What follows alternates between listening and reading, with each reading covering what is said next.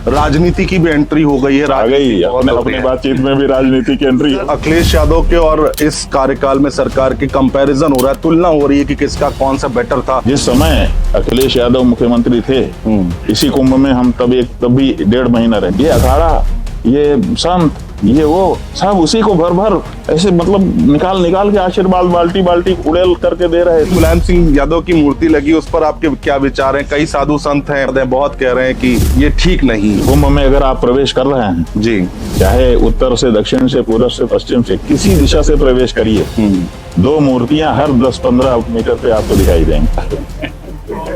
जैसे ही हमने कहा यहाँ बैठे जितने लोग हैं सब मुस्कुरा पड़े। महाराज जी, कल्पवास के बारे में थोड़ा हमें समझाइए, लोग जानना चाहते हैं। ये है कल्पवास, और इसी के लिए लोग लालायित होकर के यहाँ गंगा जी की रेत में आकर के पड़े हुए हैं। कहते हैं कि महाकुंभ हो या फिर कुंभ हो, उसमें स्नान करने में, उस दौरान, उस समय में स्नान करने से अश्वमेध यज्ञ इतना पुण्य प्राप्त होता है। कितनी सच्चाई है? आजकल शॉर्टकट लोग अपनाना चाहते हैं कि रातों रात कुछ हो जाए, एक दिन में हम कुछ प्राप्त कर लें, बहुत बड़ी चीज।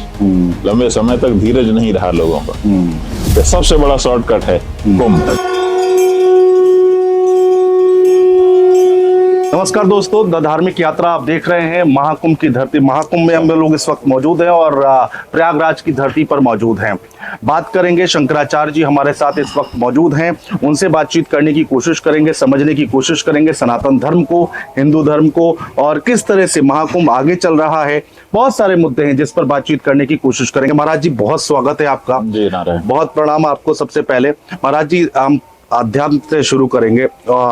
हिंदू धर्म या सनातन धर्म, ये 2 शब्द हैं, बहुत कंफ्यूजन है, लोग जानना चाहते हैं, जिज्ञासा है लोगों के मन में, इसको कैसे समझें? इस पर परम धर्म संसद में विचार भी हम लोगों ने किया जी, और अंत में निश्चय ये हुआ कि हिंदू धर्म भी वही बात कहता है जो सनातन नाम से जी, जिस अर्थ को हम कहना चाहते हैं। कुछ लोगों ने ये प्रवाद फैला दिया कि हिंदू जो शब्द है जी, ये हमारे लिए नहीं है जी, ये तो किसी दूसरी भाषा का शब्द है और हमारे लिए प्रयुक्त ही नहीं है।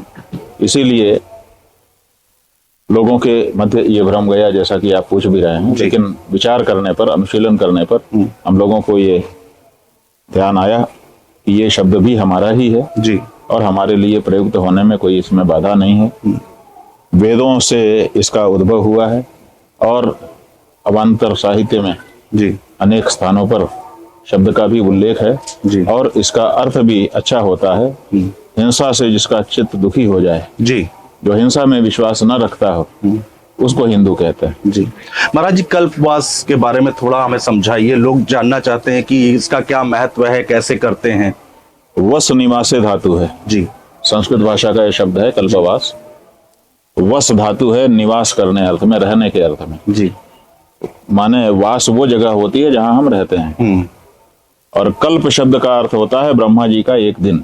जी, ब्रह्मा जी का एक दिन का मतलब होता है जैसे हमारा दिन है, ब्रह्मा जी का दिन इतना ही बड़ा नहीं है। जी, जैसे एक घड़ी के अंदर आपने दीवार घड़ी में विशेष रूप से देखा होगा कि 3 कांटे दिखाई देते हैं। जी, एक कांटा जब पूरा घूम जाता है तब एक कांटा यूं थोड़ी दूर घूमता है। जी, जी, और वो दूसरा वाला जो कांटा है वो जब कई बार घूम जाता है तब वो बड़ा वाला कांटा थोड़ा सा ऐसे जाता है। जी, जी, इसका मतलब है कि हर कांटे की काल इकाई अलग अलग है, कालमान अलग अलग है। तो ऐसे ही सेकंड के कांटा जैसे खूब तेजी से घूम रहा है, जी, ऐसे हम मनुष्यों का जो समय है वो बड़ी तेजी से घूम रहा है। जी, लेकिन हमारा जब 1 वर्ष पूरा हो जाता है तब देवताओं का एक दिन होता है। जी, जी, और देवताओं का एक दिन जब उनके मान से पूरा होता है तब जाकर के ब्रह्मा जी का एक क्षण होता है। और इसी तरह से हमारा ये काल खंड चलता रहता है, काल गणना चलती रहती है। हम लोग अपने मनुष्य मान से 4 युगों में अपने काल मान को विभक्त करते हैं। जी, कलयुग, द्वापर, त्रेता और सतयुग, ऐसे उल्टा चले तो, अथवा उधर से चले तो सतयुग, त्रेता, द्वापर और कलयुग। जो कलयुग ये समय चल रहा है उसका कालमान हमारे काल की गणना के मान से 4,32,000 साल का है। जी, इसका दुगना द्वापर है, माने 8,64,000। उसका भी दुगना मतलब 17 लाख कुछ हजार वर्ष जी। और उसका भी दुगना सतयुग है। इतने लाख वर्षों को सब इकट्ठा जोड़ दिया जाए तब एक चतुर्युगी होती है। ऐसी 1000 चतुर्युगी जब बीत जाती है जी। तब ब्रह्मा जी का एक दिन होता है, उसी को कल्प कहते हैं। तो वो जो कल्प है वो कितने लंबे अंतराल का है, बिल्कुल।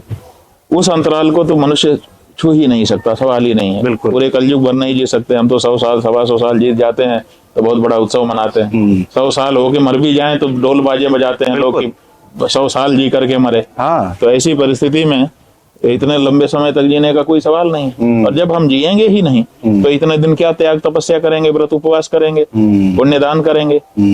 तो ऐसी परिस्थिति में हमारे लिए उतना बड़ा कालखंड केवल कल्पना रह जाता है। केवल कल्पना की बात रह जाती कि बाप रे इतना बड़ा समय होगा। ब्रह्मा जी के एक दिन के अनुसार अगर हम कुछ त्याग तपस्या कर लेते तो कितना अच्छा होता, लेकिन नहीं कर सकते क्योंकि हमारा तो कालखंड उतना जाएगा ही नहीं, जीवन ही नहीं रहेगा जी। वो जो हमारे मन की कल्पना है उसको भगवान पूरा कर रहे हैं। कैसे कर रहे हैं? वो कहते हैं कि माघ जो महीना है जी, प्रयाग में आइए माघ महीने में, और यहाँ पूरा माघ महीना नियमों का पालन करते हुए जो त्याग तपस्या के नियम है उनका पालन करते हुए रह जाइए। अगर 1 महीना यहाँ आप रह जाएंगे अच्छा, तो ब्रह्मा जी के एक कल्प तक त्याग तपस्या करने का फल आपको प्राप्त हो जाएगा। अच्छा। ये है कल्पवास। और इसी के लिए लोग लालायित होकर के यहाँ गंगा जी की रेत में आकर के पड़े हुए हैं। बहुत लोग जानना चाहते हैं महाराज जी, ये सारी बातें जो है नहीं जानती है पब्लिक, जी, इसीलिए जी। मैंने सवाल किया। जी। कहते हैं कि महाकुंभ हो या फिर कुंभ हो, उसमें स्नान करने में उस दौरान उस समय में स्नान करने से कहते हैं कि बहुत पुण्य प्राप्त होता है, अश्वमेध यज्ञ इतना पुण्य प्राप्त होता है। कितनी सच्चाई है, कितनी मान्यता है इसमें? ऐसा है कि हमने बताया ना जी। कि ब्रह्मा जी के एक दिन के बराबर जी। का जो समय है उतने समय तक पुण्य करने का अवसर माने फल 1 महीने में मिल जाएगा। जी। इसका मतलब ये संसार में बहुत से शॉर्टकट हैं, हाँ, है ना। आजकल शॉर्टकट लोग अपनाना चाहते हैं। जी, जी, जी। कि रातों रात कुछ हो जाए, एक दिन में हम कुछ प्राप्त कर लें, बहुत बड़ी चीज। लंबे समय तक धीरज नहीं रहा लोगों का। तो ये शॉर्टकट का जमाना है, और शॉर्टकट के जमानों में ये सबसे बड़ा शॉर्टकट है कुंभ, कल्पवास। थोड़े समय में बहुत बड़ा फल आध्यात्मिक और धार्मिक रूप से आप यहाँ पर प्राप्त कर सकते हैं। जी। तो शॉर्टकट के जमाने में इतना बड़ा शॉर्टकट मिल रहा हो तो लोगों को लाभ ले लेना चाहिए। महाराज जी, बहुत सारे युवा यूथ हैं, बच्चे हैं जो आध्यात्म की तरफ आकर्षित हो रहे हैं, लेकिन उनको पता नहीं है कि कैसे बढ़ना है आगे, कैसे आगे बढ़ना है, साधु संत कैसे बनना है। बहुत सारे लोग हैं, तो उसकी प्रक्रिया क्या होती है, कैसे बढ़ सकते हैं? देखिए, प्रक्रिया यह है कि जैसे कोई कोयला है जी। वो अपनी जात में चारों तरफ नजर घुमाता है तो सब काले काले दिखते हैं। फिर अपने शरीर के देखता है, उनका देखता है काले ही काले। अच्छा, हम लोग सब ऐसे ही काले हैं।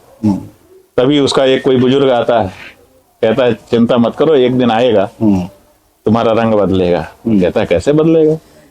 तो फिर किसी दिन कोई अंगीठी सुलगती रहती है, उसमें अंगारे भरे रहते हैं और ये भी उसमें कुदा दिया जाता है। जी, जी, जी। तो ये कहता है अरे इतने लाल, हम कोयलों के बीच में हमारा रंग लाल होता है जी, हमको तो पता ही नहीं था। जी। कहते हैं चिंता मत करो, थोड़ी देर में तुम्हारा अभी नंबर आएगा। और कहता है अच्छा, अभी तो मैं दूर हूँ।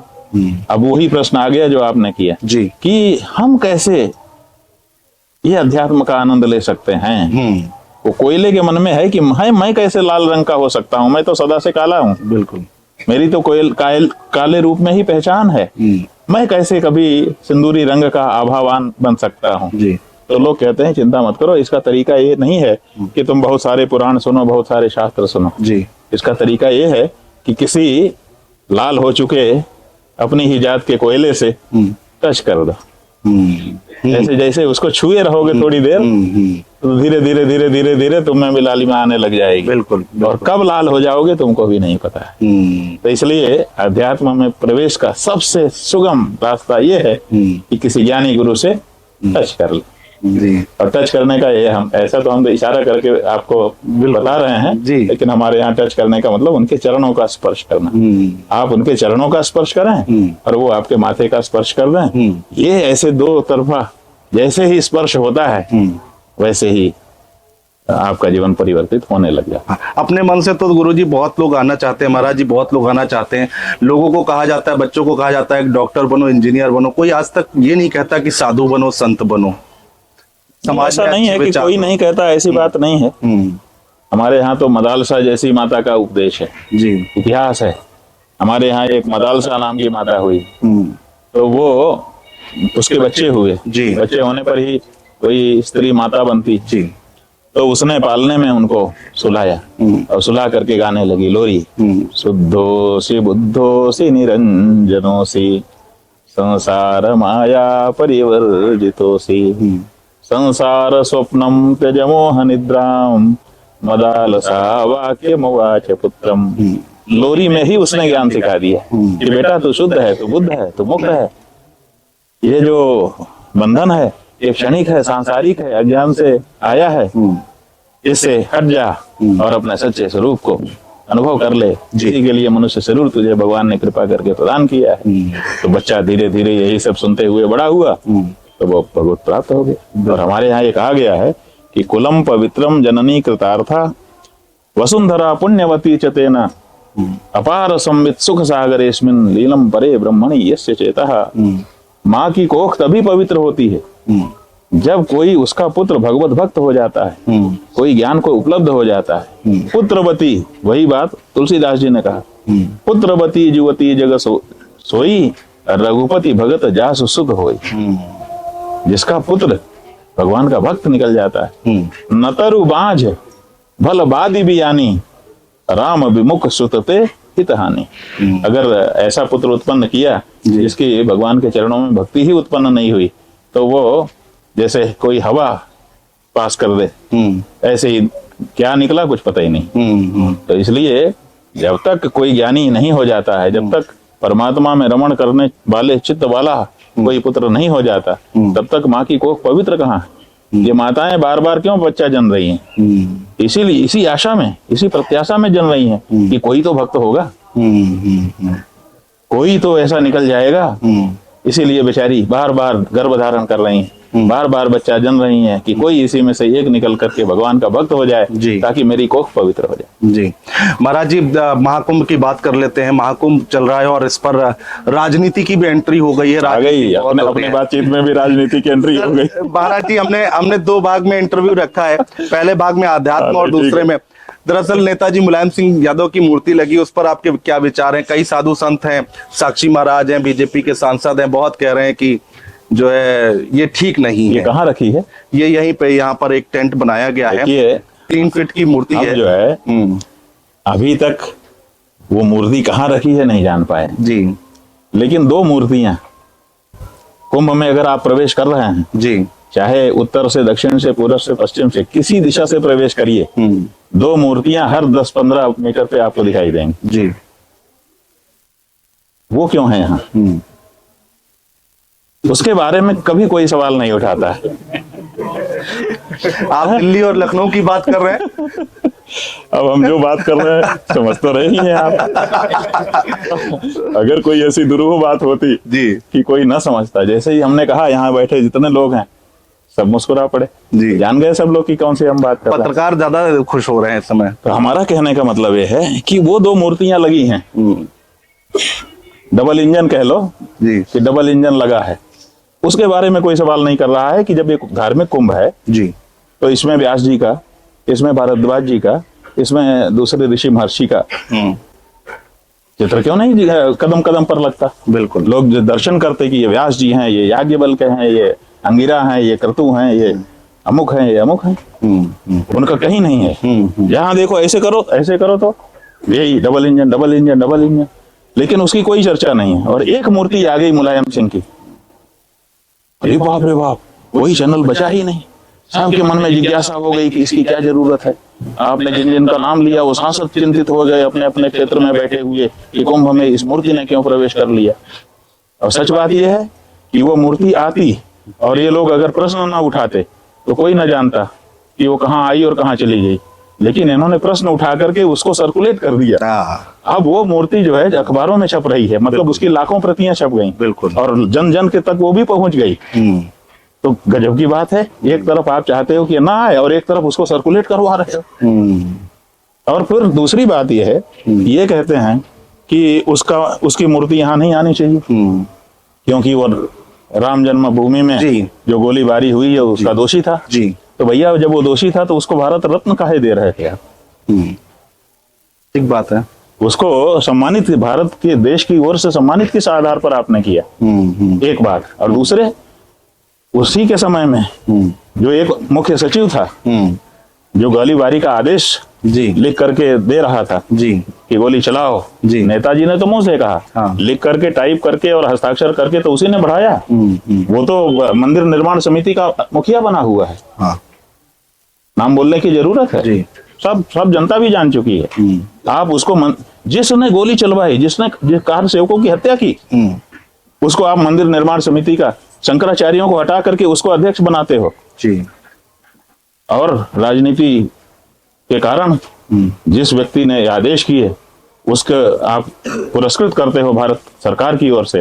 और अब एक मूर्ति कोई आदमी लेके आ गया, अरे भाई उसकी उसमें आस्था है, ले आया है, अब आपको बड़ी समस्या हो रही है और आप उस पर राजनीति करना चाहते हो।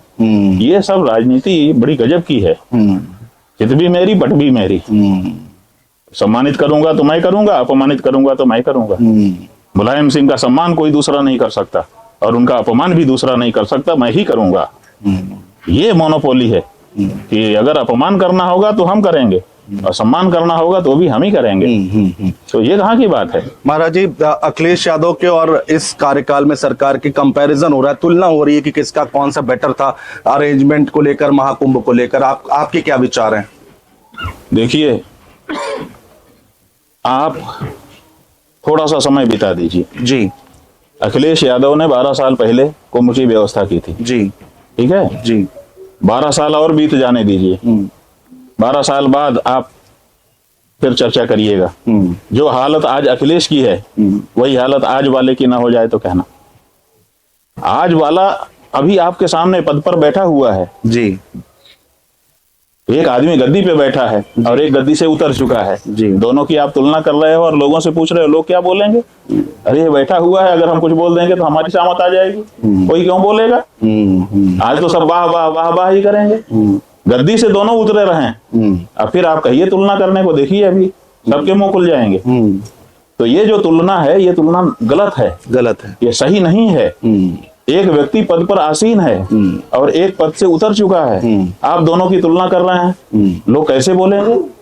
जो गद्दी पे है उसका भय रहता है और फिर अभी वो कर रहा है, अभी उसका एक वो तुलना का अवसर ही नहीं आया। नहीं है। परीक्षा तो तब होती है जब पढ़ाई पूरी हो जाए जी, अभी जी। पढ़ाई चल रही, अभी 7 दिन तो बीते हैं कुंभ के। बिल्कुल। अभी तो 45-46 दिन आप कह रहे हो, अभी जाने कितने दिन बाकी हैं, क्या होगा क्या नहीं होगा कौन जानता है, कैसी परिस्थितियां होंगी। तो ऐसी परिस्थिति में अभी ये मोमेंट भी बीता नहीं है, ओवर हुआ नहीं है और आप जो चीज ओवर हो चुकी है और दशकों बीत चुके हैं दोनों की तुलना कर रहे हो। तो ये तुलना न्याय संगत है? अगर आप कहें कि ये न्याय संगत है तो हम फिर इसमें तुलना करके बताएं। एक आखिरी हम समझते हैं कि ये न्याय संगत नहीं है। हाँ। समय बीतने के बाद अलग प्रकृति हो जाती है, अलग ढंग से लोग सोचने, तब तक पानी बहुत कुछ बह चुका होता है, बहुत सारी दूसरी बातें आ चुकी हैं, उनके परिप्रेक्ष्य में लोगों का दिमाग धारणा बन जाती है। जिस समय अखिलेश यादव मुख्यमंत्री थे इसी कुंभ में हम तब भी 1.5 महीना रहे थे, अब तो 1 महीना रह रहे हैं जी। तब तो हम कार्यकर्ता थे हमारे गुरुजी के, शिविर लगाने भी हम आए थे, 2-2.5 महीना यहाँ रहे थे, ठीक है ना। अब तो हम शिविर लगने के बाद आए, बिल्कुल। तब तो हम शिविर लगाने भी हम ही आए थे, एक एक चीज हमने देखी थी। तो तब भी हमने देखा था, उस समय उसी की वाहवाही होती थी। ये अखाड़ा, ये संत, ये वो सब उसी को भर भर ऐसे मतलब निकाल के आशीर्वाद बाल्टी बाल्टी उड़ेल करके दे रहे थे। बिल्कुल बिल्कुल बिल्कुल। जहां जाता था माला पहना के स्वागत होता था उसका। अब वही आदित्यनाथ जी का हो रहा है। हम क्या तुलना करें, हमने सब दृश्य देखे हुए हैं। तो ये तो मौके की बात है, जो जिस समय गद्दी पे रहता है सब उसकी वाहवाही करते हैं, उतरने के बाद कोई पूछता नहीं है। एक आखिरी सवाल, उभरते हुए नेता हैं उत्तर प्रदेश के, नगीना से सांसद है चंद्रशेखर आजाद। उन्होंने एक चंद्रशेखर आजाद, जी आजाद मत कहो जी, उन्होंने अपने नाम के साथ आजाद नहीं लगाया है। चंद्रशेखर आजाद रावण शायद उनका पूरा नाम है रावण, वो। रावण। तो उन्होंने ये जब एक बयान दिया कि हम पाप धोने नहीं जाएंगे, वहां पर सब पाप धोने जाते हैं। इस बयान को कैसे देखते हैं आप? देखिए, पाप धोने नहीं जाएंगे तो इसका मतलब ये है कि इतना तो उस व्यक्ति ने माना कि जो लोग गए हैं पाप धोने गए हैं। कम से कम बहुत बड़ी बात है ये। देखिए, चंद्रशेखर रावण जैसे नेता पर, जो हिंदू धर्म से का विरोध करने वाली राजनीति कर रहा है इस समय, ठीक है ना, अंबेडकर का नाम लेकर के जो राजनीति आज हो रही है, वो अंबेडकर की बात छोड़ दीजिए, उनकी बातें अलग हैं। आज उनके नाम की जो राजनीति है उसकी बात अलग है। उस राजनीति में एक व्यक्ति है जिसने बड़ी साफगोई से अपना वक्तव्य देकर के स्वीकार किया कि वहां पर पाप धुलने के लिए लोग गए हैं। इसका मतलब वो ये मान रहा है कि गंगा में पाप धोया जाता है, और इतने सारे 40 करोड़ लोग जो आए हैं वो सब पाप धोने आए हैं। तो बहुत बड़ा काम उसने किया। हम उसका अभिनंदन इस कार्य के लिए करना चाहते हैं कि कम से कम ये बात तो उसने कही, हिम्मत से कही। दूसरी बात यह है कि वो कह रहा है कि मैं नहीं जाऊंगा पाप धोने। इसका मतलब है कि उसको पाप से प्रेम है, अपना पाप वो धो करके खत्म नहीं करना चाहता है। तो वो तो उसकी इच्छा का विषय है। हम जब पाप जो है ज्यादा हो जाता है तो वही अच्छा लगने लगता है। शुरू में जब हमारे कपड़े में दाग लगता है तब हम उसके प्रति चिंतित रहते हैं, और अगर पोछा लगाते लगाते पूरे दाग ही दाग भर जाए तो हम फिर और दाग में डाल देते हैं, क्या फर्क पड़ता है। तो ऐसी परिस्थिति में जैसा कि आपने बताया, हमने उनका वक्तव्य सुना नहीं है। आपने कहा कि वो कह रहे हैं कि लोग पाप धोने जा रहे हैं, मैं नहीं जाऊंगा। तो मैं नहीं जाऊंगा मतलब मैं पाप धोने नहीं जाऊंगा। तो मैं पाप धोने नहीं जाऊंगा मतलब पाप से उसको प्यार है। बिल्कुल। अब किसी को हो सकता है, उसमें हमें बाधा नहीं है। हम तो उनका स्वागत कर रहे हैं जो ये कह रहे हैं कि हमसे भूल से, चूक से, जान से, अनजान से दोष पाप हो गए, महाराज हमें मुक्त करिए। हम बहुत अंदर से उद्विग्न रहते हैं, ग्लानि होती है हमको कि अरे हमसे ये क्यों हो गया। तो हमारे ये ग्लानि निकालिए। तो उसके लिए हम गंगा यमुना की धारा में गोता लगवाते हैं और सत्संग करते हैं, उसको समझाइश देते हैं और आगे के लिए संकल्प कराते हैं कि अब आगे मत करना। तो ये परंपरा से होता आया है। अब यहाँ लोग आकर के संतुष्ट भी होते हैं, तभी तो 40 करोड़ आ रहे हैं। बिल्कुल। और बढ़ते ही चले जा रहे हैं। तो इसका मतलब है कि ये चीज होती है, लोगों को इससे संतोष भी मिलता है, ये प्रमाणित है। और उस व्यक्ति ने भी ये कहा कि वहां पाप धोने जाते हैं, तो हमने कहा कि हम उसका अभिनंदन करते हैं। बात तो सही ही कही उसने।